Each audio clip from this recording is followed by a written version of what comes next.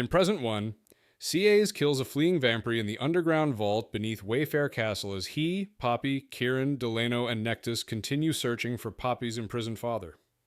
CA's remains deeply concerned after witnessing Poppy's transformation into the primal of blood and bone and the death of her mother, Isbeth. The castle suddenly trembles, and Nectus explains that a god nearby has awakened, confirming the growing threat of the awakened deities. They reach a Shadowstone cage holding Iris, Poppy's father, trapped in animal form and weakened from long imprisonment. Poppy calms him with her powers, and Nectus frees him, allowing Iris to shift back into humanoid form.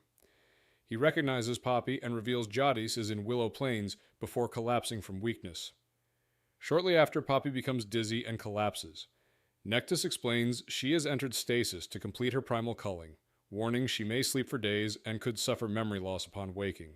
In Chapter 1, Hawke stands guard on the rise above Macedonia's impoverished lower ward, observing the filth, death, and suffering caused by the ascended rulers, Duke and Duchess Tyrman. Posing as a mortal guard, he lies easily about his origins while listening to Pence speak proudly of his younger brother, a lord in wait, destined to ascend. Hawke internally reflects on the truth. The Ascended are vampires who use Atlantean blood to create more of their kind and are responsible for the Craven plaguing the land. When Craven gather beyond the wall, Hawke notes the danger while Pence blames Atlanteans. The conversation turns to the Maiden's upcoming ascension, believed to usher in a new era. Pence fears dissenters may try to stop it. Hawke reveals internally that he is the so-called Dark One, Prince of Atlantia, infiltrating Solace to seize the Maiden. The Blood Crown has stolen Atlantia's heir, and if Hawke fails to act, full-scale war will follow. In Chapter 2, 6 guards ride out to confront the Craven beyond the rise, but only 3 return. Hawke immediately senses danger when one of the survivors, Joel Crane, dismounts unsteadily and carries the unmistakable scent of rot, signaling possible infection that could turn him into a Craven. While monitoring Joel, Hawke is confronted by Lieutenant Smith, who accuses him of missing roll call and makes it clear he is watching him closely. Hawke responds with calculated defiance, escalating Smith's suspicion, though he remains unconcerned about the threat of being reported to Commander Jansen. Hawke's focus stays on Joel and the risk he poses within the rise. After confirming Joel's dorm location, Hawke silently prepares to act if necessary. The failed Craven encounter, the potential infection inside the walls, and Smith's scrutiny heighten tension, but Hawke's true objective remains unchanged, reaching the Maiden imprisoned within Castle Tyrman. In Chapter 3, Hawke clashes again with Lieutenant Smith, whose suspicion of him deepens, but Hawke remains unconcerned. Afterward, he goes to the dormitory where Joel Crane, one of the guards who fought the Craven, is deteriorating from a bite. Hawke confirms Joel has been infected and will soon turn into a Craven. Rather than report him and subject him to a public execution by burning, Hawke chooses to intervene. Joel reveals he has no surviving family and believes the Maiden would have given him peace. Realizing Joel intends to avoid a brutal death but cannot end his own life due to the infection, Hawke uses his Atlantean compulsion to calm him. Guiding Joel into a peaceful dream of riding freely, Hawke mercifully kills him by snapping his neck before the transformation completes. Hawke prevents further deaths within the dormitory while keeping his true nature and abilities hidden. In Chapter 4, Hawke watches the Maiden appear in her usual balcony alcove overlooking the training yard, confirming her strict routine and constant guard. He notes her heavy security and observes that Royal Guard Victor Wardwell is one of the 2 men protecting her, an obstacle that must eventually be removed if Hawke is to reach her. During sparring practice, Hawke allows his attention to drift toward the Maiden, prompting Victor to warn him that distraction, arrogance, or vengeance can cost everything in a single heartbeat. Victor makes it clear he does not trust Hawke, despite his glowing recommendations from the capital. The exchange reveals that Victor is perceptive and wary, increasing the risk to Hawke's mission. As training ends, Hawke recognizes Victor as a significant barrier between him and the Maiden. Victor's warning lingers with Hawke, feeling like an omen that his mission, and the cost of it, may demand more than calculated strategy. In present day 2, Cass remains at Poppy's bedside while she lies in stasis after completing her culling. Though Nectus assured him she is only sleeping, CA's feels helpless and repeatedly checks her breathing and heartbeat through their bond. While gently bathing her and removing the grime and blood from battle, he talks to her as advised. recounting his past in Macedonia. He reflects on Victor's early distrust of him and realizes Victor's warning about distraction and vengeance had been prophetic, especially during the Wastelands when Cass's rage nearly cost Poppy her life. CAs admits that when he first infiltrated Solus, he intended to abduct her and would have killed anyone in his way, including Victor, without guilt. He acknowledges he once viewed her as weak or an enemy to justify his mission. Now, recognizing how deeply he loves her, he fears the possibility that she may awaken without remembering him or their marriage. In Chapter 5, Cass recounts how he infiltrated Solus by working with Commander Jansen, a secret Atlantean ally embedded within the Royal Guard. To reach the Maiden and prevent war, CAs needed to become one of her personal guards. Since no position was open, he and Jansen agreed one of her current guards would have to die. Jericho was assigned to eliminate the target during the Maiden's evening garden walks near a damaged section of the inner wall. CAs insist the Maiden must not be harmed, as she is leveraged to free Prince Malik and stop Cass's father from launching a devastating invasion. CA's plans to gain her trust before abducting her during the upcoming rite, when security will be stretched thin. He acknowledges the cost in innocent lives, but believes it necessary. As he reflects, CAs recognizes the brutal choices he has made and accepts that the Dark One the Ascended fear has in truth become real. In Chapter 6, Cass meets with Kieran at the Red Pearl, reflecting on the trauma he endured during his imprisonment and his determination to free his brother Malik, who remains captive by the Blood Crown. Alone afterward, CAs is confronted by a cloaked intruder wearing a maid's cloak. Believing it is a maid he previously met, he initially welcomes the distraction, but quickly realizes something is different based on her scent, behavior, and inexperience. When he pulls back her hood and sees her masked face, he recognizes her unmistakable features. The intruder is the Maiden herself, Penelope. Her unexpected presence shocks him, as she has secretly come to the Red Pearl alone, placing herself within his reach far sooner than he planned. This unexpected encounter changes everything, bringing CAs face to face with the very person he intended to infiltrate, gain the trust of, and eventually abduct. In Chapter 7, Cass realizes the masked woman in his room is the Maiden, Penelope, and is stunned that she came alone to the Red Pearl seeking pleasure and answers. Instead of abducting her as planned, he chooses to conceal his true intentions and learn more about her, intrigued by her curiosity, courage, and innocence. They speak, and she questions his background while he lies about being a farmer's son. He learns she carries a rare bloodstone dagger and knows how to use it, revealing unexpected strength. CAs recognizes this encounter as an opportunity to gain her trust, which is essential for his mission to abduct her later and use her to free his captive brother, Malik. Before anything further happens, Kieran interrupts, forcing CAs to leave. CAs promises to return, realizing this unexpected meeting gives him the chance to form a connection with the Maiden and advance his plan. In Chapter 8, Cass leaves the Red Pearl to meet Kieran in Wisher's Grove, where Atlantean allies have arrived with supplies, including blood he needs to feed and maintain his strength. Kieran notices another scent on CAs and confronts him. CAs reveals he was with the Maiden, shocking Kieran. He explains she had been alone at the Red Pearl, having apparently snuck out without guards. Kieran questions why CAs did not seize the opportunity to abduct her immediately. CAs claims it would have been too risky, as compulsion would not last long enough to escape the city safely. In truth, CAs is conflicted, recognizing that taking her then would have destroyed her brief freedom and trust. He realizes her unexpected visit has given him a better opportunity to gain her trust willingly, which is essential to his plan to abduct her later and use her to rescue his brother Malik without starting a war. In Chapter 9, Cass meets Emil and the Wolven Arden in Wisher's Grove to receive necessary supplies. Emil delivers his blood so CAs can feed and regain strength, which restores Cass's physical clarity and power. Emil reports that Atlantia continues to rebuild and confirms that Cass's prolonged absence has raised concern among the king, queen, and their advisor Alistair, who favors war against Solus. CAs instructs Emil to return to Atlantia and secretly monitor Alistair, fearing he will interfere with Cass's plan to abduct the Maiden and use her to rescue Prince Malik peacefully rather than execute her. After feeding and securing Emil's agreement, CAs returns to the Red Pearl, eager to see the Maiden again and continue gaining her trust. However, when he reaches the chamber, he finds it empty. The maiden has already left, forcing CAs to realize he must find another opportunity to reach her.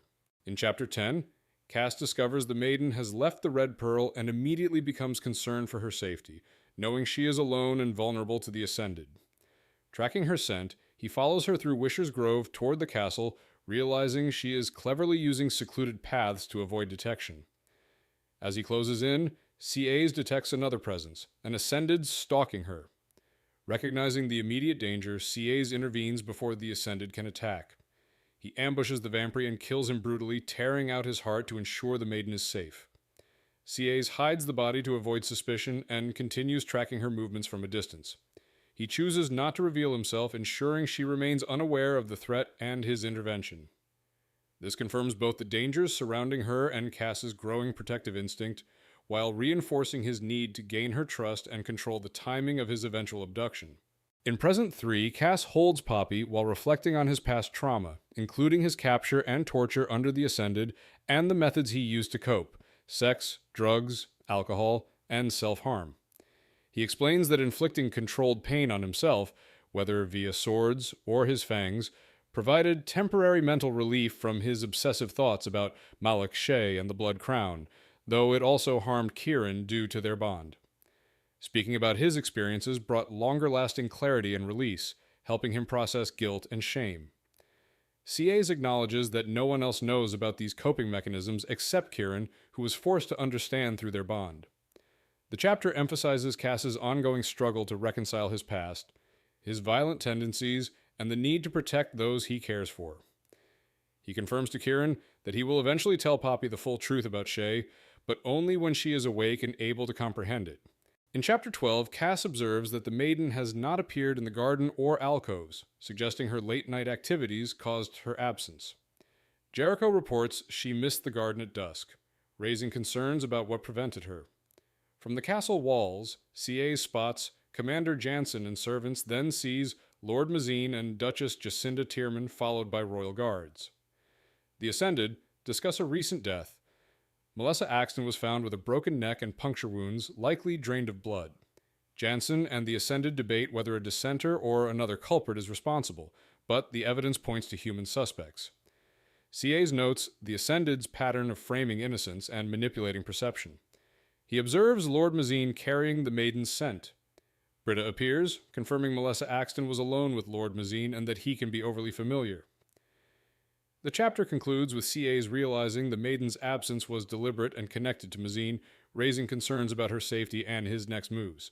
In Chapter 13, Cass learns from Commander Jansen that Jericho disobeyed orders and attempted to take the maiden.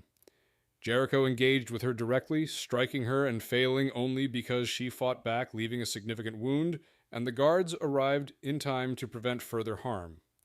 CAs is consumed by anger at Jericho for violating instructions, which explicitly forbade contact with the maiden.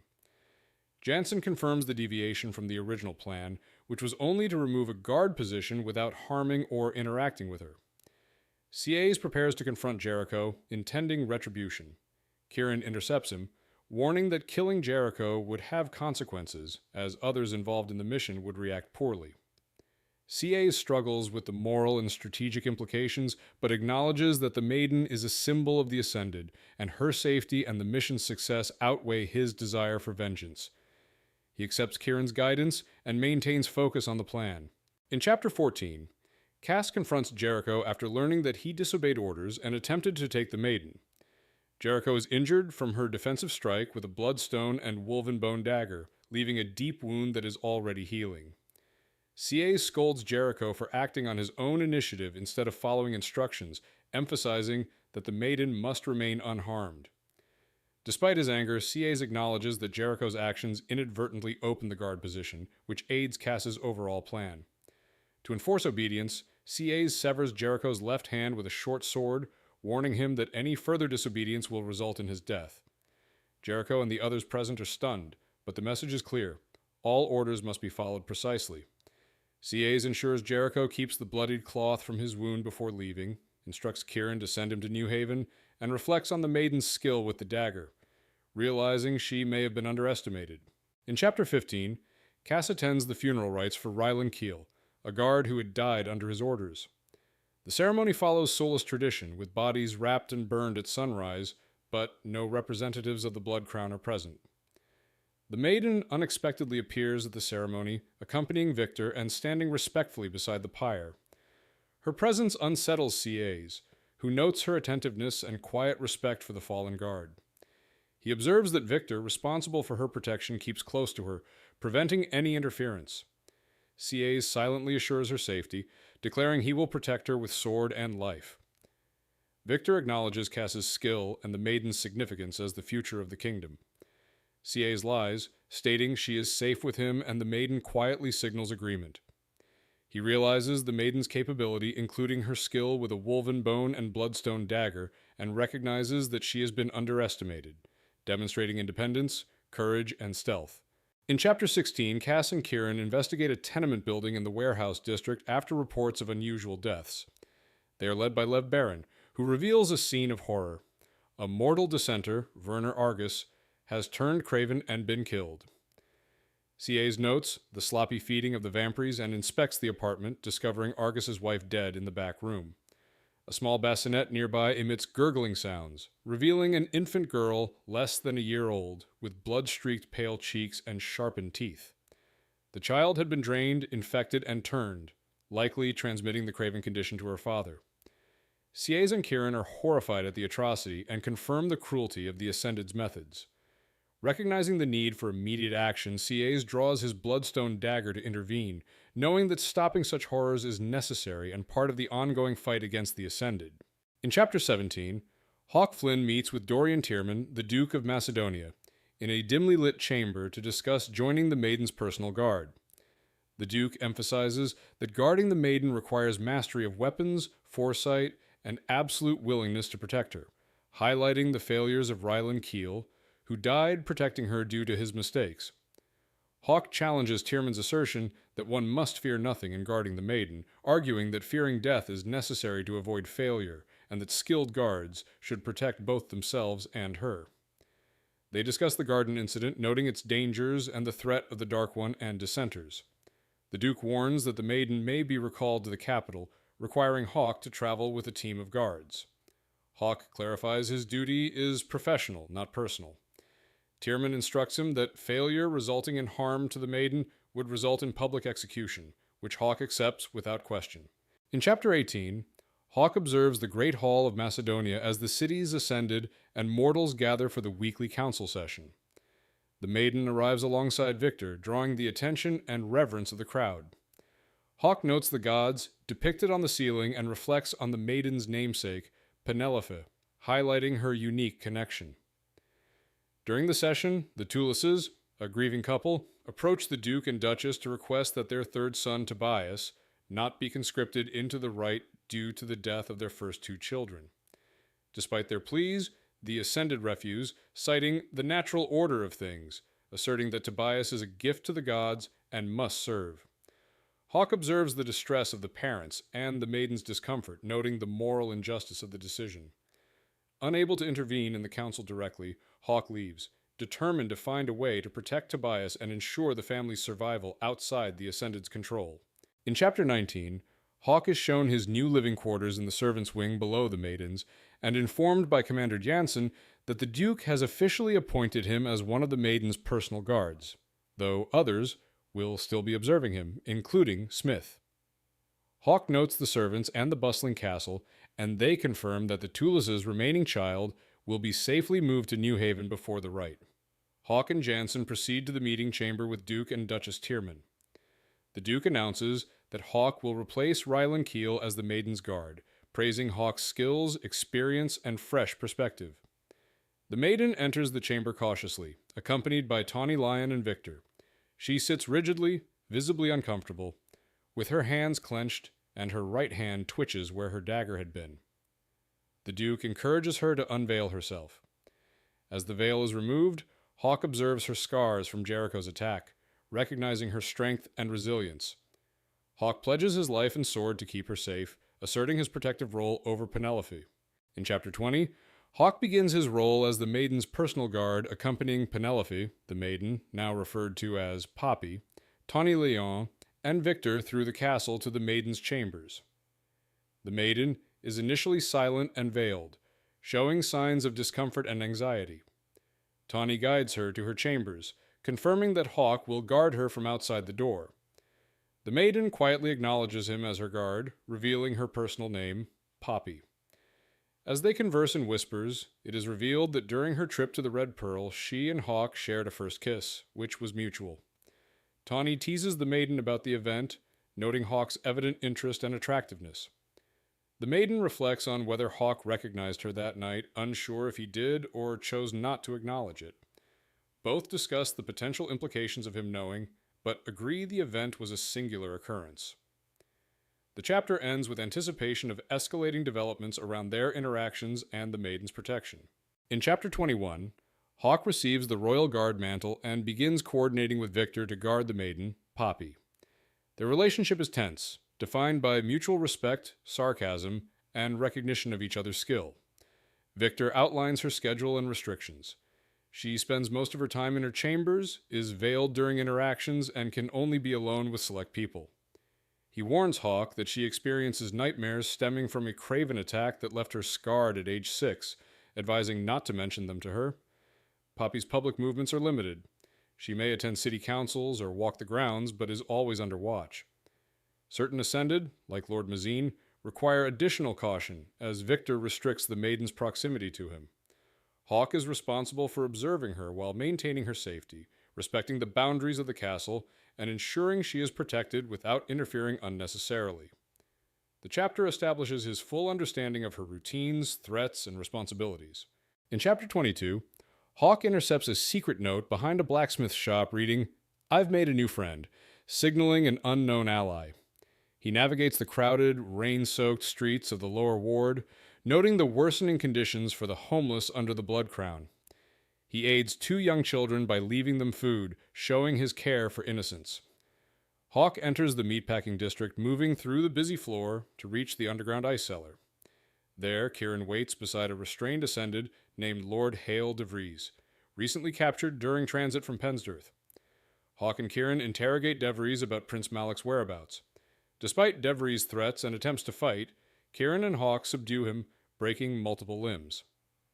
De Vries eventually reveals no knowledge of Malik's location, but confirms the maiden is considered chosen by the Queen and the gods, and that she is viewed as pivotal to a new era.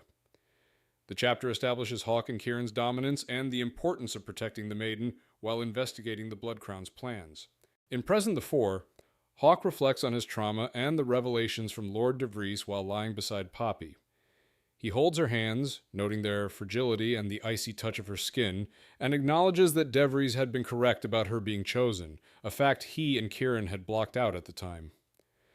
Hawke struggles with memories of his captivity, including moments when he fed from others and questions what de Vries may have witnessed, particularly regarding Malik and the Blood Queen.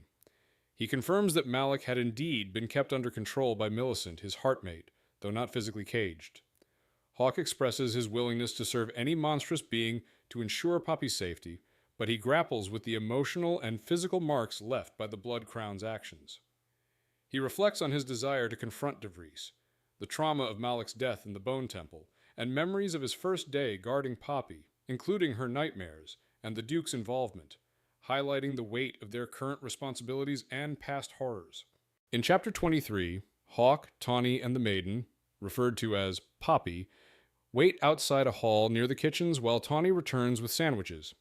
Hawke notes the maiden's habitual silence in his presence, though she reacts subtly to his conversation with Tawny. As they move through the castle, staff and servants visibly react to the maiden's presence, emphasizing her chosen status.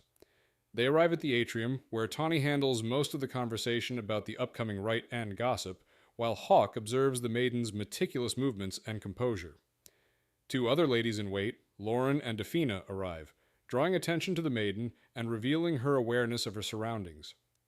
The maiden shows subtle reactions to Hawke's proximity and attention, establishing a growing trust and acknowledgement of his protective presence.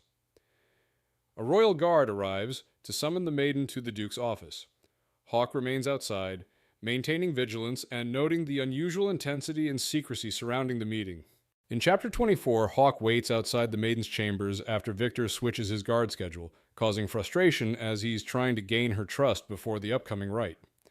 Tawny informs him the Maiden is unwell, but he suspects delays hinder his plans to secure her confidence.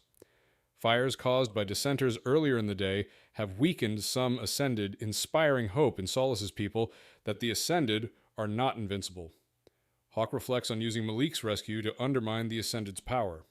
Later that night, the Maiden experiences a nightmare, screaming and moaning in her sleep. Hawke silently observes her from the shadows, noting her fear and the tears on her cheek. He recognizes her vulnerability in the source of her scars as the Craven attack she survived at age 6.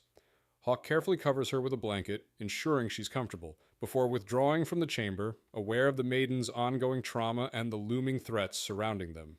In Chapter 25, Hawke reflects on his experiences with the Maiden, Poppy, while she sleeps beside him. He admits to being in her bedchamber multiple times, but had kept it secret to avoid embarrassment or conflict. Hawke recognizes that Victor's dismissive actions were protective, preventing anyone from seeing Poppy after her lessons. He wrestles internally with the fact that Victor knew of her suffering but stood by, choosing to remain silent to avoid distressing her. As dawn approaches, Hawke considers resting alongside his wolven companion Delano, but his mind is restless, focused on connecting with Poppy in dreams and hoping she will fully recognize him and herself. He recalls key moments, demonstrating her strength and bravery. At the Red Pearl, when she skillfully used a dagger against Jericho, and during the Craven attack on the Rise. These events reshaped his understanding of her capabilities and courage, solidifying his deep admiration and resolve to protect her. In Chapter 26, Hawke takes over guarding the Rise as the Maiden remains absent in her chambers, recovering from nightmares. While patrolling, he notices an unusual thick mist advancing across the Blood Forest, the Craven Horde, which moves unnaturally and threatens the city. Archers fire flaming arrows, but the mist smothers the flames, revealing countless Craven, both fresh and decayed, advancing toward the Rise. Hawke drops from the Rise, joining 100 guards at the gates ready to fight. As the horde swarms, he slashes through the Craven with twin short swords, killing dozens and dodging attacks. Amidst the chaos, he spots Victor fighting nearby, but resists any violent thoughts toward him. Hawke continues battling, observing a mortal guard bite his own throat to avoid becoming Craven. After cutting through more monsters, he sprints back to the Rise. Finally, he notices someone in an archer's nest, cloaked and firing arrows, and recognizes the Maiden's scent, confirming her presence defending the city. In Chapter 27, Hawke discovers the Maiden on the Rise during the Craven attack, kneeling with a bow aimed at his head. Despite the danger, she skillfully manages her weapon and remains silent, though Hawke recognizes her scent and identity. He attempts to engage her, offering assistance, but she refuses, displaying exceptional combat skill and boldness. The Maiden evades him, flips his dagger expertly, and continues moving across the Rise, forcing Hawke to match her agility while observing her technique.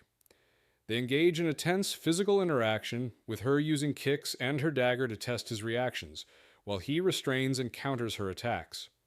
Hawke admires her audacity, skill, and courage, and realizes she is both the quiet maiden and the daring, capable woman from the Red Pearl. Their confrontation ends with Hawke confirming her identity as Penelope, acknowledging her competence, and instructing her to return safely to her chambers, while questions about her motivations remain. In Chapter 28, Hawke confronts Penelope in her chambers after the Craven attack, observing her unveiled for the first time. He asserts his authority as her personal royal guard, dismissing Tawny to speak privately. They discuss her actions on the Rise and the Red Pearl, with Hawke recognizing her skill, bravery, and independence. Penelope recounts surviving a Craven attack on her family as a child, explaining that her parents were unprepared to defend themselves, which motivated her to learn to fight. She emphasizes her refusal to be helpless and her understanding of danger, showing both courage and fear. Hawke acknowledges her abilities and the risks she took during the Craven assault, while she admits she acts out of necessity and survival. He warns her about practical concerns like footwear and clothing, noting the danger her thin gown and slippers pose. Their conversation strengthens mutual understanding and trust, while highlighting her resilience and the stakes of her role. In Chapter 29, Hawke discusses Penelope's actions on the Rise with Victor, while Tawny helps her prepare for the Duke's summons after the Craven attack. Victor questions why Hawke kept her excursion a secret, concerned she had been unguarded, while Hawke explains that she would have left anyway and that he respects her desire to act independently. Hawke acknowledges Penelope's skill, bravery, and self-reliance, recognizing that her training with Victor has made her capable in combat. Victor points out that reporting her could earn favor with the Tyrmans, but Hawke insists he has no interest in their approval, only in gaining her trust. They agree that her trust is essential for him to perform his duty effectively. As they converse, Hawke reflects on no longer seeing her solely as the maiden, recalling her vulnerability and strength. Their discussion is interrupted as someone approaches the door, signaling the next stage of Penelope's summons. In Chapter 30, Duke Tyrman publicly claims the Rise survived the Craven attack due to the god's blessing, ignoring the defenders who died protecting it. Hawke recognizes the Duke's statements as lies designed to manipulate the crowd into fear and obedience, while Kieran silently observes. Penelope shows subtle unease but maintains composure, aware of the danger. The Duke exaggerates the threat, blaming the populace for losing faith and suggesting that the Craven could strike again. Hawke identifies Lev Baron, a tall, broad-shouldered man in the crowd, moving forward with others who share his anger. Penelope notices Lev before Hawke, confirming his presence and potential threat. As the crowd reacts to the Duke and Duchess, cheers erupt, but Lev interrupts with accusations of the Ascended's failures, exposing the manipulation and stolen children. He throws a craven hand toward the balcony in defiance. Hawke and Victor shield Penelope, while Lev kneels defiantly, shouting, "From blood and ash we will rise," signaling resistance against the Ascended's authority. In Present 5, Hawke walks with Penelope and Tawny after the Craven attack, reflecting on Lev Baron's defiance and the disappearance of the third and fourth children, which Penelope and Tawny discuss. Hawke emphasizes that allowing the children to be seen would prevent panic and false assumptions. Upon reaching their chambers, Hawke asks Tawny to leave so he can speak privately with Penelope. Inside, he observes her unveiled, noting her hair and presence, and emphasizes the danger she still faces from the Dark One, reinforcing the need for vigilance. Hawke questions her well-being after the Duke's manipulative speech and notes her dislike for wearing the veil. Penelope explains that she wears it only when others might enter. With Tawny or in her room, she feels control. Hawke stresses that she now has the choice to remove the veil around him, allowing her autonomy. He leaves to stand guard outside, heart racing at her acknowledgement of freedom. In Chapter 31, Hawke, Penelope, and Tawny discuss Lev Baron's defiance and the fate of the missing children, highlighting that the Ascended's secrecy fuels fear and misinformation. Hawke notes that allowing the children to be seen could prevent panic. Once they reach their chambers, Hawke asks Tawny to leave so he can speak privately with Penelope. Inside, he observes her unveiled, noting her hair and presence, and emphasizes that she remains at risk from the Dark One. He asks about her well-being after the Duke's speech, and she admits wearing the veil only when necessary, feeling more control without it. Hawke stresses that she now has the choice to remove the veil around him, giving her agency. Penelope acknowledges her autonomy. Hawke leaves to stand guard outside, heart racing, reflecting that giving her choice is important for her sense of control and trust, and that it aligns with protecting her without enforcing authority. In Present 6, Hawke awakens feeling unusually at peace, reflecting on the past and the rare calm that has eluded him for decades. As he lies in bed, he experiences arousal from thoughts of Penelope, though the sensation is interrupted by Britta entering his chambers to clean. Britta notices his condition and begins to touch him, but Hawke stops her, reminding himself that it isn't the right time. He acknowledges the physical attraction and past encounters with her, but maintains self-control. Despite the temptation, he rises to prepare for the day, leaving Britta standing by, aware of his arousal but respecting his decision.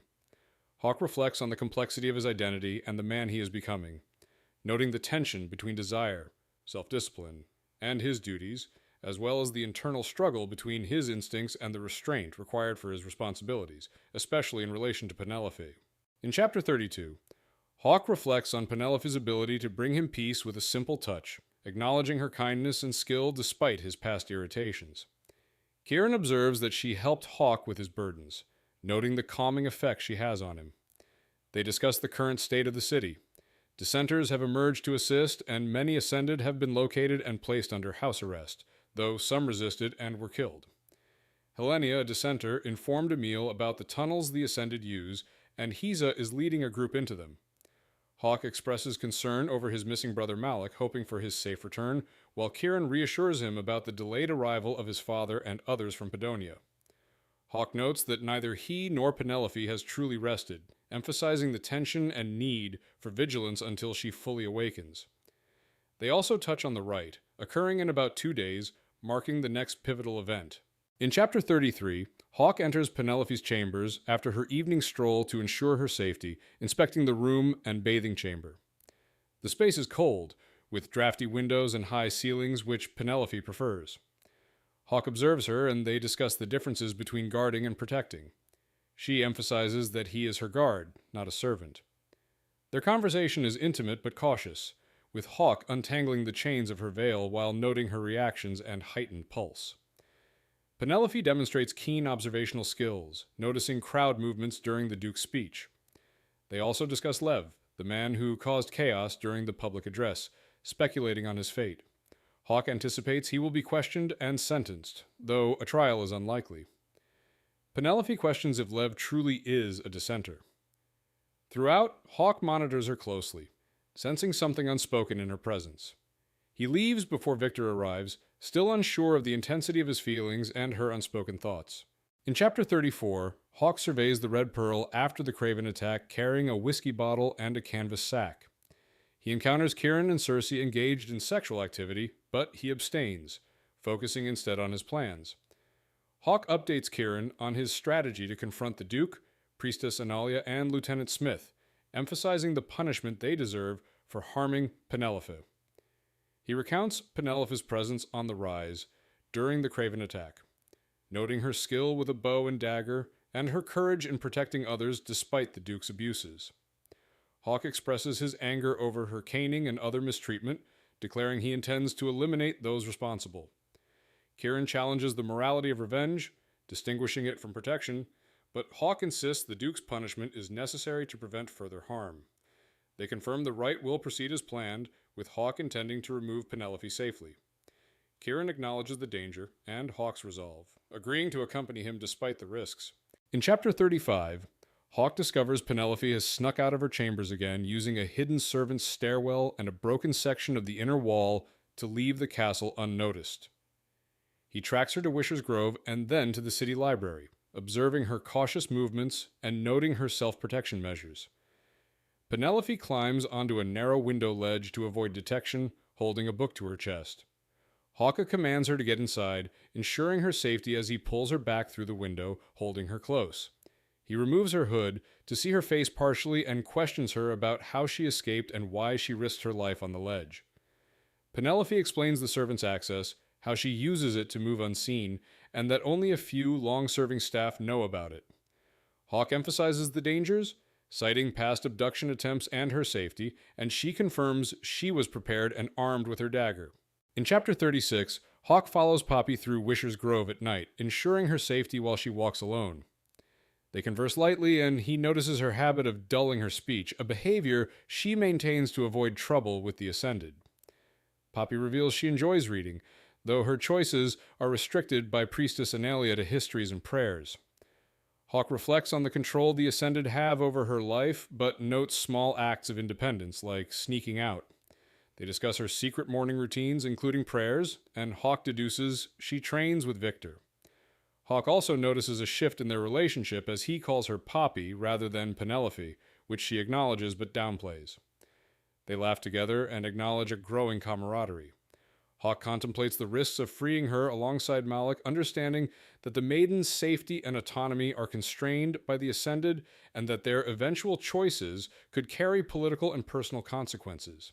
In Chapter 37, Hawke reflects on the growing bond between himself, Poppy, and Kieran, noting that Poppy's life force sustains their strength and focus. He recalls his fury when Poppy stood on the ledge to read Miss Willa's diary, recognizing the risks she took for personal freedom. Despite anger at her recklessness, he values her autonomy and the moments they've shared since the Athenaeum, acknowledging that he began reconsidering his original plans for her, realizing he couldn't simply return her to the Ascended. Hawke confirms that Kieran also recognized this attachment and suspicions influenced his stance regarding the Duke. He recalls learning the full extent of the Duke's abuses against Poppy, fueling his desire for revenge. Hawke resolves that the Duke's death is justified and will never be regretted, distinguishing it from previous actions he has taken. Throughout, he maintains protective, intimate proximity to Poppy, reinforcing both emotional and strategic vigilance over her. In Chapter 38, Hawke waits in Duke Tyrman's study on the day of the rite, reflecting on the abuses Tyrman inflicted on Poppy, including canings and forced undress, and his own anger and need to protect her. He had compelled a royal guard for information, but left him alive. When Tyrman enters, unaware of the dead guard, Hawke confronts him, asserting dominance and threatening lethal force. He reveals himself as Prince Castile Denier, and makes it clear that Tyrman's impending death is because of what he did to Poppy. Using the cane, Hawke forces Tyrman to blink for each lash he delivered to her, confirming the abuse, and lashes him accordingly, leaving him a quivering, bloody, and broken mess. Tyrman pleads that Poppy will hate him upon learning Hawke's identity, but Hawke ignores it, noting that she was never Tyrman's. Hawke's act ensures Tyrman will never harm Poppy or anyone else again, though it does not erase the pain he inflicted. In Chapter 39, Hawke arrives late to the rite, dressed in crimson and masked, intending to separate Poppy from Victor and Tawny to lead her into the garden. The Great Hall is crowded with Ascended, lords, ladies in wait, and commoners, decorated with roses and red banners. From his vantage point, Hawke notices Poppy unmasked and in a revealing gown, her beauty overwhelming him. He approaches her, exchanging greetings and compliments while assuring her of his presence and control. Poppy signals Tawny to mingle, leaving her alone with Hawke. He guides her toward her chambers, but convinces her to enter the garden instead, emphasizing replacing her traumatic memories of the courtyard with new, positive experiences. Hawke explains that the process is difficult but effective, promising to be with her as she does it. Poppy hesitates due to potential observers, but Hawke reassures her that they are masked and alone, and she places her hand in his, agreeing to follow him. In Chapter 40, Hawke leads Poppy through the garden to the Weeping Willow, using the journey to share memories of hidden caverns from his youth and to connect with her anxieties about loss in the garden. He comforts her, allowing her to feel safe and unburdened as herself rather than the maiden, and they sit together under the willow holding hands. Hawke reassures Poppy, acknowledging her resilience and capability, and they share intimate closeness while he maintains awareness of her boundaries. He allows her moments of trust and comfort, noting the feeling of rightness between them. When they leave the willow, they encounter Victor, who challenges Hawke, but Hawke asserts control and protects Poppy without violence. Victor concedes to guard her for the rest of the evening. Hawke then reunites with Kieran outside, planning to move Poppy later to the grove safely. The chapter focuses on trust, protection, emotional intimacy, and careful navigation of these surrounding threats. In Chapter Present 7, Hawke reflects on the connection he and Poppy share, realizing she is his heartmate, a recognition confirmed by Kieran. They discuss the rarity and strength of heartmates, and Hawke acknowledges how protective he has always been of Poppy, even before fully understanding her significance. The conversation shifts to the dissenters' attack during the rite, which escalated beyond their plan. Hawke admits responsibility for the unintended deaths caused, including men who risked themselves for Atlantia and freedom, though he and Kieran both recognize it was necessary. He contemplates the blurred line between right and wrong, noting that even starting on the correct side of history does not guarantee innocence. Hawke reflects on the collateral damage, including the deaths of Defina and Loren and the misjudgments of the lords and ladies in wait, emphasizing that most participants unknowingly straddled morality. The chapter closes with Hawke kissing Poppy's brow, contemplating his own moral culpability that night. In Chapter 41, the Great Hall erupts into chaos as the dissenters' attack escalates beyond control, leaving corpses, wounded, and destruction. Hawke kills a wolven-masked attacker and then Lieutenant Smith to protect innocents and regain control. He encounters a child disguised as a dissenter, reveals her identity, and ensures her safety before moving toward Poppy. He finds Poppy kneeling beside a mortally wounded Victor, blood covering her hands as she desperately tries to save him. Hawke witnesses her grief and fury, noting the severity of the violence and the failure of the Ascended, particularly Lord Mazine, to intervene. Poppy grabs a sword and begins violently attacking Mazine, severing his limbs and decapitating him in her rage. Hawke intervenes, restraining her physically while she thrashes and screams, using his touch to calm her. He carries her away from the scene to prevent further self-harm and escape the ongoing chaos, prioritizing her safety above all. In Chapter 42, Poppy remains unconscious and traumatized after the rite, with Tawny attending to her basic needs, feeding her, ensuring she drinks water, and bathing the blood from her body. Hawke reflects on the consequences of his actions during the rite, recognizing that while he caused deaths among mortals and enabled chaos, Poppy's suffering weighs on him the most. He acknowledges that Victor's death was preventable, and regrets that Poppy witnessed it, intensifying her grief. Hawke sits vigil over her, soothing her during nightmares and comforting her through her pain, tracing her scars and wiping her tears. He contemplates the difficulty of balancing her safety with her freedom and desires to provide her a life beyond the trauma she's endured. Later, the Duchess arrives to check on Poppy, noting her deep sleep induced by a sleeping draft and acknowledging Hawke's unwavering devotion, confirming that Poppy remains under careful watch and protection.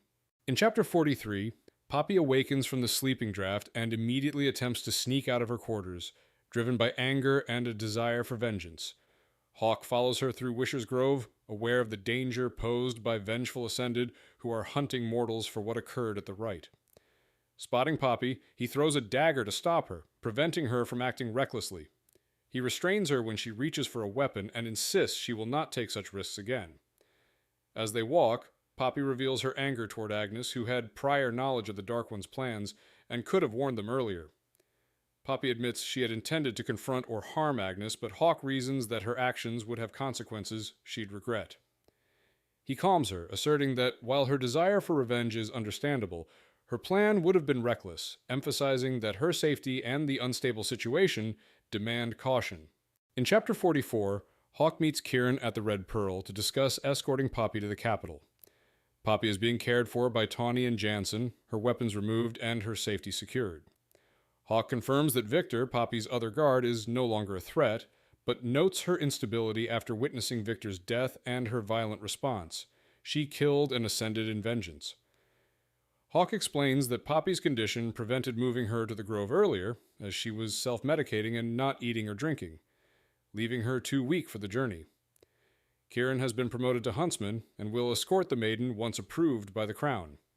Hawke and Kieran discuss Poppy's strength, resilience, and unwillingness to accept her role as the Chosen, recognizing her bravery and fierce independence. Hawke acknowledges that she deserves a life beyond the Ascended's expectations and hides the full truth from Kieran, lying to protect her. In Chapter 45, Hawke approaches Poppy's chamber after ensuring her safety and removing her weapons. Poppy has grown quiet and withdrawn since her nighttime rampage, showing signs of grief and exhaustion. Hawke engages her in conversation, acknowledging her pain and apologizing for Victor's death, emphasizing that neither she nor he could have changed the outcome. Poppy reassures him she doesn't blame him, and Hawke comforts her, urging her not to carry guilt that belongs to others. They share a brief, supportive embrace, allowing both a moment of solace amid the trauma. Hawke observes her emotional state, noting her pride, grief, and small moments of normalcy, recognizing the depth of her resilience. After a period of mutual reassurance, Hawke reminds Poppy of her upcoming audience with the Duchess, who is summoning her from the capital. He indicates that they will leave soon, emphasizing that his priority was her well-being and not punishment for her actions. In Chapter Present 8, Hawke reflects on the aftermath of the rite and Poppy's trauma. He lies beside her, recalling her screams and grief over Victor's death, acknowledging that her pain is ongoing despite the passing of time. He compares their experiences, recognizing that trauma affects everyone differently and that healing is about how one responds to it. Hawke reassures Poppy that it's okay to struggle with her memories, offering comfort through presence and gentle gestures. He also reflects on the Duchess and Isbeth's manipulations, noting that despite their plotting, Poppy's survival demonstrates her resilience and the limitations of their control. Hawke considers the sacrifices made by others, including Isbeth, his parents, and Coralina and Leopold, recognizing the dual nature of love that can inspire both selflessness and destruction. He contemplates how different choices could have altered history, but accepts that the present reality, Poppy's survival, is what matters. In Chapter 46, Hawke prepares Poppy for their journey out of Macedonia. He finds her at the rise, enjoying the sun and wind unveiled, a rare moment of freedom and significance for her. Hawke reminds her she won't be accompanied by Tawny for her own safety and introduces Seti, the black steed she will ride, which she hasn't ridden in 3 years. He gifts her dagger, a treasured item from Victor, ensuring she is equipped for the journey. Poppy secures the dagger to her breeches, practical for travel, revealing her form beneath. Hawke notes the intrigue and tension of the trip ahead. When the escorting party arrives, Poppy is introduced to the guards, including Kieran, who acknowledges her beauty and presence for the first time unveiled. Hawke emphasizes the gravity of the moment. Poppy is leaving Macedonia not as the maiden, but as Penelope Balfour, reclaiming her identity. In Chapter 47, Hawke rides with Poppy on Seti, guiding her through the outskirts of the Blood Forest. Poppy struggles with controlling the horse, so Hawke keeps her close for safety. They avoid the forest's thickest parts, traveling toward Pensdirth. Hawke keeps her calm and checks that she has eaten, while she becomes curious about the Barretts' large, dangerous creatures still active in the forest. Poppy discovers her red leather-bound journal mid-ride, surprising her and amusing Hawke, strengthening their bond. As the sun sets, the forest darkens unnaturally and the trees' red leaves fade, revealing a layer of grass and scattered bones, some craven remains. The group slows, navigating exposed roots and boulders, staying alert. Hawke notes Poppy's steadiness, her hand on her dagger, her calm demeanor despite the forest's dangers. She is wary but not terrified, attentive to her surroundings, and gradually adapts to the ride while remaining engaged with the group. In Chapter 48, Hawke checks on the campsite, noting Poppy asleep and shivering under a blanket while the guards rest. The stream nearby is red, highlighting the unnatural dangers of the Blood Forest. Concerned for her well-being and aware of her night terrors, Hawke moves to warm Poppy, draping furs and lying close to her. He explains that staying near her allows him to intervene if her nightmares worsen. Poppy protests, noting the guard's presence and the impropriety, but Hawke insists it is necessary for her safety and warmth.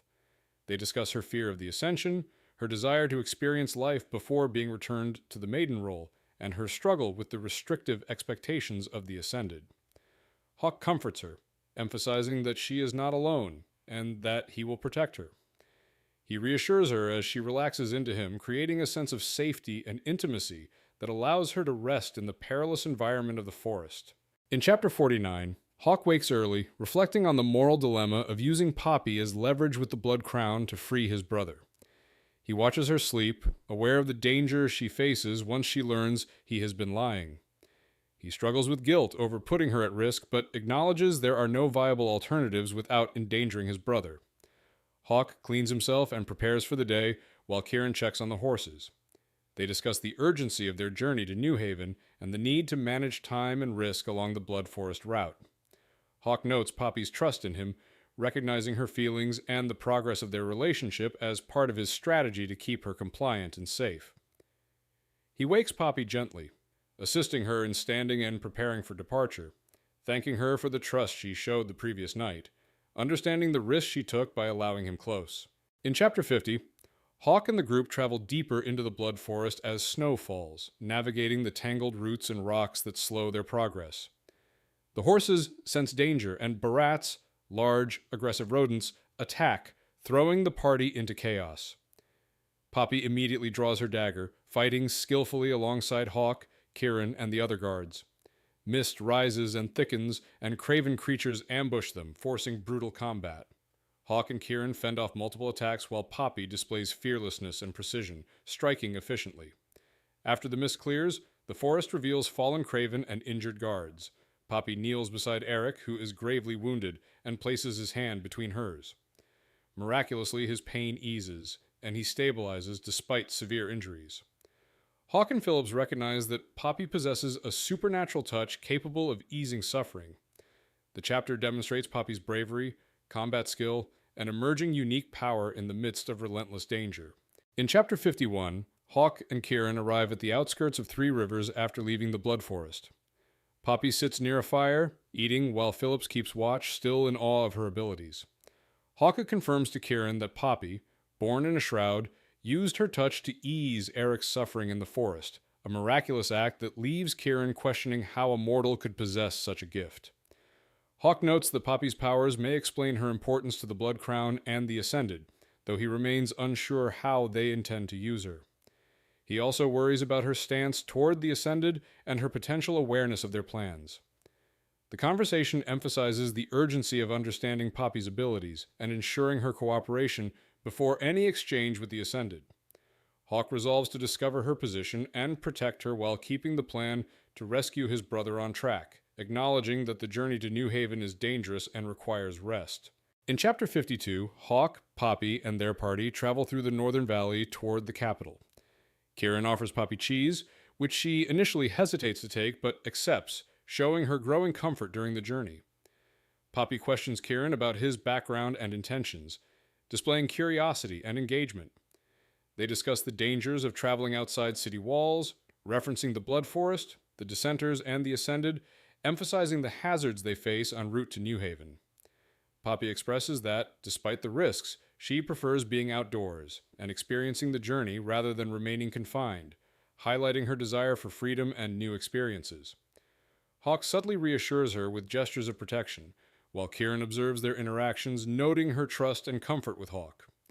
The chapter establishes Poppy's increasing awareness and engagement with the world outside the Rise, her bond with Hawke, and the cautious dynamics as they move closer to the capital. In Chapter Present 9, Hawke, Poppy, and their companions reach the outskirts of Three Rivers after leaving the Blood Forest. They set up camp for a brief rest before continuing to New Haven. Poppy eats with Phillips nearby, while Hawke and Kieran discuss her abilities, noting she may be chosen and born in a shroud. They consider how the Ascended might exploit her gifts and whether she understands her own stance regarding them, which is critical for the exchange needed to free Hawke's brother. Millicent, Poppy's sister, enters the chamber, and Hawke manages her presence while Malik confronts him about past decisions and risks he took for Poppy. They also discuss the remaining revenants loyal to Colas and the potential threat they pose. Millicent leaves after a silent moment with Poppy.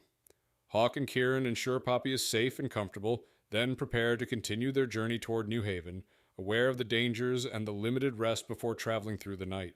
In Chapter 53, Hawke and Poppy arrive in New Haven at dusk after a long ride, weary but alert. The city, quietly managed by Dissenters and mortal Atlantean descendants, is in good condition, allowing them to move through without immediate interference from the Blood Crown. Poppy observes the town with wonder, while Hawke notes the limited attention from Ascended forces. They reach Haven Keep, where familiar allies, Delano, Elijah, Nail, and others, greet them. Hawke ensures Poppy's safety and comfort, noting her out-of-place reactions to the city and the guards. Discussions reveal the risk from the remaining Ascended and the importance of Poppy's abilities. Hawke asserts that no one in New Haven or among their allies may harm her. Plans are made to handle external threats and to keep Poppy unaware of the full truth about the Ascended until necessary. Hawke intends to personally manage any revelation to Poppy about their situation and powers. In Chapter 54, Hawke checks on Poppy in her secured chamber at Haven Keep, aware that the truth about her importance to the Ascended and her abilities will be difficult for her to process. Poppy is awake, holding her dagger, but she sets it aside, showing readiness to discuss her actions. She reveals the nature of her gift. She can sense others' physical and emotional pain and can ease suffering through touch. This includes sensing and alleviating mental anguish as she had done for Eric, Victor, and others secretly. Poppy explains she is chosen, born in a shroud, and was instructed by the Queen to limit her use of the gift. Hawke realizes the scope of her abilities and the sacrifices she's made, acknowledging she risked herself to help others. The chapter concludes with an intense personal moment between Hawke and Poppy, where he admits his unworthiness and her consent to their intimate connection, highlighting the danger of his desire versus his duty. In Chapter 55, Hawke and Poppy share their first intimate physical union, fully acknowledging their desire and trust for one another. Poppy bravely exposes herself, scars included, demonstrating both vulnerability and courage. Hawke is struck by her beauty and strength, and they gradually undress, exploring each other's bodies with care and mutual consent. Poppy confirms that Hawke is protected by a monthly herb, ensuring their encounter will not result in pregnancy. Their physical connection is slow and deliberate at first, allowing Poppy to adjust to her first sexual experience. Hawke maintains awareness of her comfort while fully giving in to his desire, culminating in a passionate release that bonds them emotionally and physically. Following the act, Hawke reassures Poppy out of the significance of the moment, emphasizing its reality and permanence, and Poppy promises she will remember it, solidifying their mutual trust and deepening the intensity of their relationship. In Chapter 56, Hawke checks on Poppy after their intimate encounter, finding her awake and lying nude in the chamber. He brings her mulled wine and a damp cloth to clean her after their previous actions, noticing traces of blood from their passionate union. They share light conversation, revealing minor scars on each other's bodies and discussing past injuries.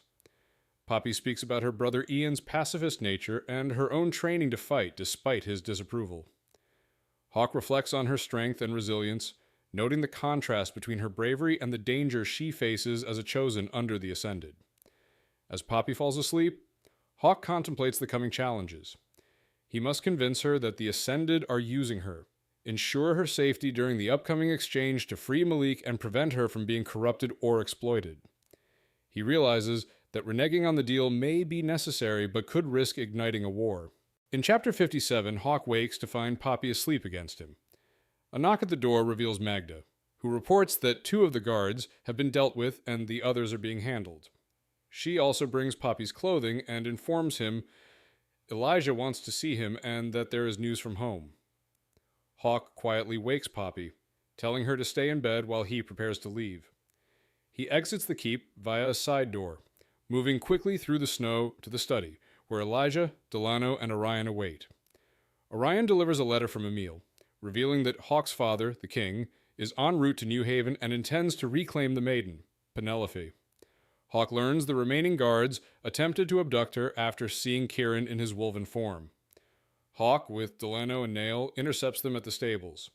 Using crossbow and force, they neutralize the guards while ensuring Poppy remains unharmed, securing her safety and ending the immediate threat.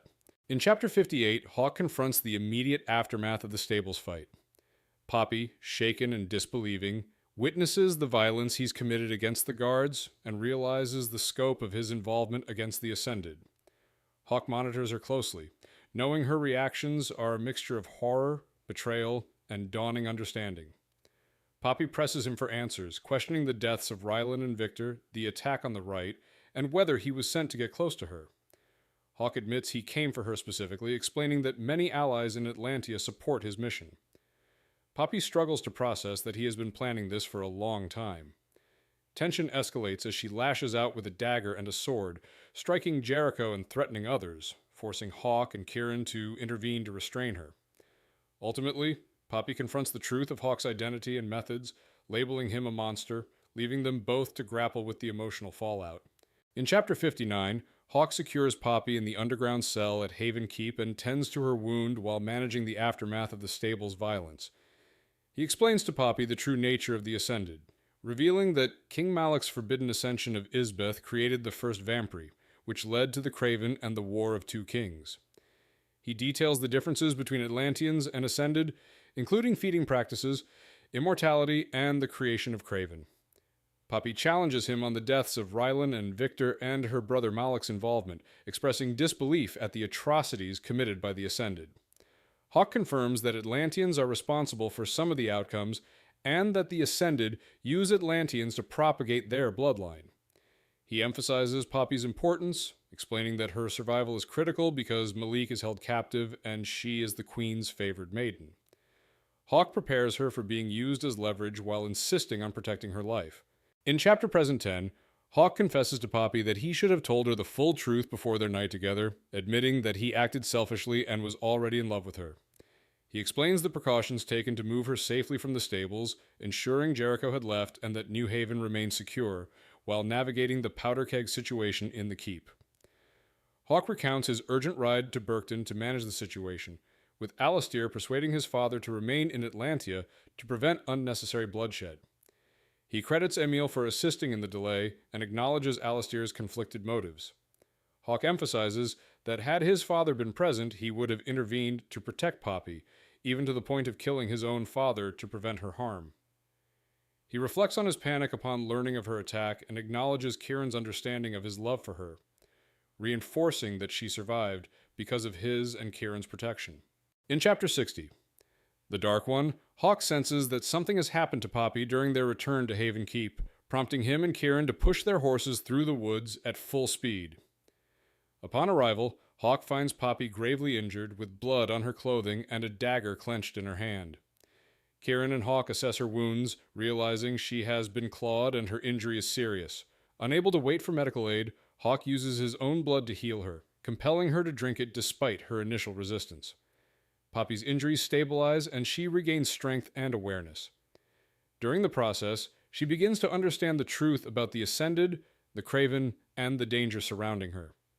Despite Hawke's intervention, Poppy experiences intense physical and emotional reactions, including a surge of desire from the blood. The chapter ends with Poppy stabbing Hawke in a mix of fear, anger, and betrayal before fleeing the chamber, leaving the tension unresolved. In Chapter 61, in the snow after Poppy stabs Castile, he immediately stops Kieran from attacking her, insisting that he will handle her himself.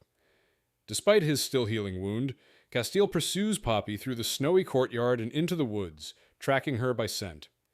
He catches her, restrains her, and confirms that an Atlantean cannot be killed by a stab to the heart. Castile bites her neck briefly, discovering that Poppy is half Atlantean, her blood carrying a powerful energy. This revelation explains the connection he has sensed between them. Using her blood and his own, he stabilizes her condition and ensures her survival. Poppy is overcome with both shock and desire, and Castile shares an intimate, passionate moment with her, solidifying their bond and her acceptance of his protection. After calming her, he plans to return inside to clean up and ensure she has proper clothing before taking her to Atlantia. In Chapter 62, I Was Right, Castile returns to Haven Keep with Poppy, carrying her through the falling snow to protect her from the cold and potential threats. Kieran watches from the second-floor railing, understanding Castile's priority to keep her safe. Inside, Castile places Poppy in his chamber, where the room has been cleaned and the blood removed by Kieran. He explains to Kieran that Poppy is half Atlantean, confirming her strong heritage through the taste of her blood, which also accelerated the healing of his chest wound. Castile realizes the Ascended need her because of her blood's power, particularly since Prince Malik is still alive and weak. He prepares to defend her from anyone who might threaten her, including his father. Castile retrieves bloodstone stakes and begins systematically executing those responsible for attacking Poppy, ensuring their deaths while Delano assists. Jericho is captured last, and after enduring punishment, he is informed of Poppy's true nature and Castile's intentions to keep her safe. In Chapter 63, plans have changed. Castile changes out of his blood-stained clothing and prepares to return to Poppy, finding her asleep after a long bath. Kieran explains that Poppy fell asleep naturally and reassures Castile that she accepted his presence. Castile tells Kieran his plan to marry Poppy temporarily to ensure her safety and protect her from threats, particularly while navigating the lies of the Ascended and the Blood Crown. He emphasizes that the marriage is a protective measure, not a permanent union, and Poppy will have a choice once Malik is freed. Castile and Kieran discuss Poppy's half-Atlantean heritage and her importance to the Ascended's plans. Later, Castile checks on Poppy, who awakens and insists on her eating despite her stubbornness. He explains that her well-being is more important than her anger, ensuring she understands that she cannot weaken or put herself at risk, as she will need to survive to play her role in freeing Prince Malik and maintaining her own safety. In Chapter 64, my Princess, Castile, and Poppy sit for supper, but she remains unsettled and disturbed by the violence he inflicted on her attackers, particularly Jericho. She struggles with conflicting feelings, horror at their suffering, yet acknowledgement that they deserved it, and asserts that all mortals, even offenders, deserve dignity in death. Castile encourages her to eat, while explaining that her well-being is his priority. During the meal, he reveals to Poppy and their companions that she is part Atlantean, explaining her survival, abilities, and the Ascended's interest in her. Delano and Kieran confirm that a mortal Atlantean child is possible and rare. Castile reassures her that her brother is alive, but likely an Ascended, justifying the urgency of their departure. He explains that for her safety and to complete the union necessary for Atlantean custom, they must return to her homeland. The chapter concludes with Castile publicly announcing to the dining hall that they will marry, ensuring both protection and legitimacy. In Chapter Present 11, Castile rests beside Poppy, reflecting on their journey and the love he's realized for her. A revenant bursts into their chamber through an open window, attacking with a dagger made from the bones of the ancients aimed at Poppy. The blade strikes Castile in the chest, burning and paralyzing him, but he taps into his primal instincts and shifts into a massive, black and gold cave cat form. He violently kills the revenant, ripping its limbs and chest apart to protect Poppy. After ensuring she is unharmed, Castile returns to her side, acknowledging her as his heartmate and queen. Kieran arrives and observes Castile's transformation, guiding him back into his mortal form. As Castile stabilizes, he notices the ether within Poppy reacting, glowing beneath her skin. Her body begins to move, showing signs of life and awakening. Together, they recognize the depth of her powers as the primal of life and death, blood and bone.